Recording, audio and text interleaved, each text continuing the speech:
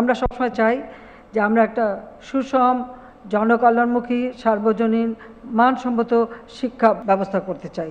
আর শুধু ওই কেতাবি বই পড়ে না, এই ছোট ছোট শিশুদের ভিতরে যে মেধা মনন সেগুলিও তো আমাদের বের করে আনতে হবে।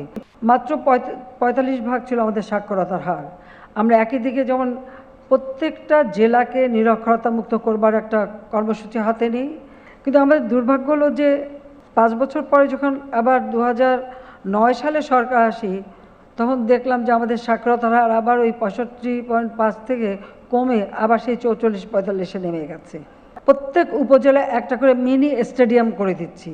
এটা একটা খেলার মাঠ, যেটা যে কোনো স্কুল বা যে কোনো প্রতিষ্ঠান যে কোনো সময় ব্যবহার করতে পারে, বাচ্চাদের খেলাধুলা করাতে পারে, প্রতিযোগিতা করাতে পারে। সেই উদ্দেশ্য নিয়ে কিন্তু প্রতি উপজেলায় একটা করে মিনি স্টেডিয়াম নির্মাণ, যেন ১২ মাস বাচ্চারা খেলাধুলার ভিতরে থাকতে পারে।